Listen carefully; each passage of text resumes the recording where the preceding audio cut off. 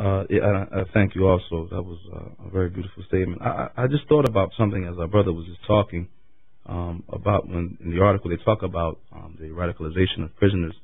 And I tried to think back to some examples that I could remember because we've been going into the prisons to teach for some years, not just into the prisons but to the university campuses and the likes of this. And one of the things that I remember were that we were teaching in the prisons. One of the things that I had taken upon myself was to teach a book called Kitab al-Tawwabin, which in Arabic means the book of those who repented, stories of the people who repented from the past. And I remember that we took some of the authentic narrations of people of the past who were maybe in their earlier lives who had fallen to crime and who had fallen to transgression against society and sin, and they repented to their Lord because of what they learned from Islam. And I remember using that book specifically in the prisons to try to encourage our brothers to come back from these actions that are in opposition to what Islam teaches. And I thought about the story of one of these scholars of the past whose name was Fudail ibn Iyad. And Fudail ibn Iyad was from Samarkand, a region not far from Turkestan and the likes of those countries. And he was, in the early part of his life, he was a highway robber. He was a highway robber. He used to cut off the caravans. When the caravans would come through his city, he would go out by himself. He was so feared, as a matter of fact. He would go out with his weapons and he would attack the caravans by himself and take their product. And it mentions in the narration that one night he was in the place and they didn't know who he was. And some people were discussing whether or not they were going to proceed in their travels or not, because the fear was that Fudail ibn Iyad was out there. And if he was out there, maybe we better not travel by night because he might take our caravans.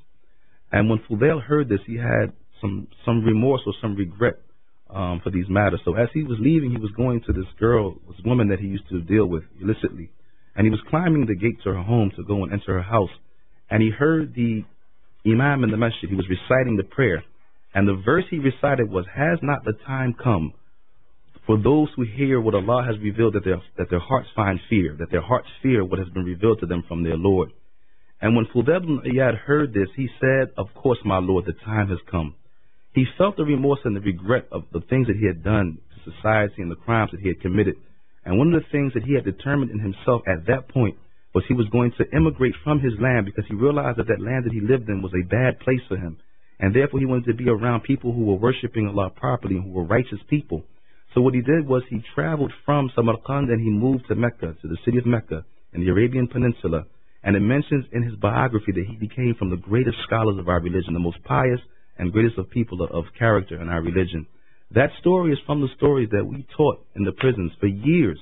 That story and other stories of people who were similar to Fudail ibn Iyad, who had these kinds of pasts, who were hardcore criminals. But they went and they heard what their Lord said to them in the Quran, and it touched their hearts, and they repented and came back to what is correct. And these are the kind of lessons that we have been teaching our brothers in the prisons for years.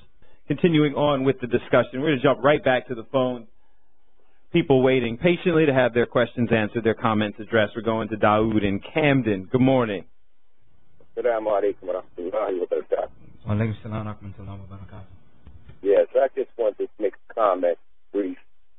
Time is not long. I've been a 38-year revert to Islam.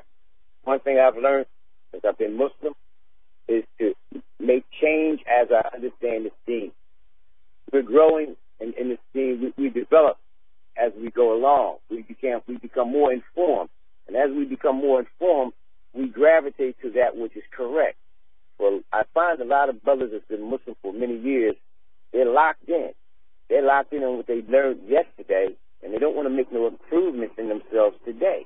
And I think that's important for us to start doing. We have to make some growth in ourselves and realize that, alhamdulillah, a lot of young brothers are going overseas and they're studying, they're coming back, sharing with us information in English that wasn't available 20, 30 years ago. And, by Allah's mercy, that this is for us to develop and grow. And another thing I just wanted to say, that we need to start gravitating towards giving the history of Islam in this country. And many people don't get the information about the history of Islam in this country before Columbus. And that's an important issue.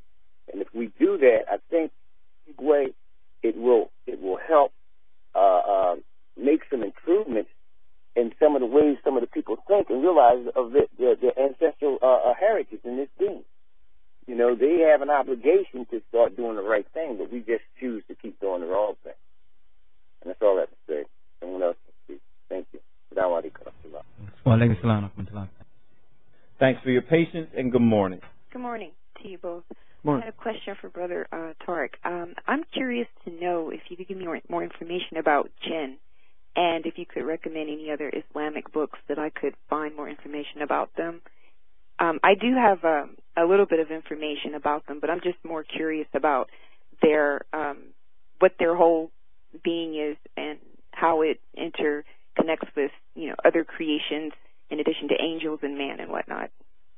I think this is quite off topic, and I would advise the caller that maybe we can give the information to one of our Islamic centers so that we can give a more detailed answer with regards to this and give you information connected to the affair of the jinn, websites and books and articles that have been written with regards to this matter. I mean, that's my position. I wanted to keep this closer to what we're talking about today if possible. And your information. Going to continue on with the discussion. We are going to, is that Mary? Harry, I'm sorry. Harry, good morning. You're on WURD. Good morning, gentlemen. Bill, a long-time listener, first-time caller. Appreciate it. And to the brothers, I really appreciate the dialogue.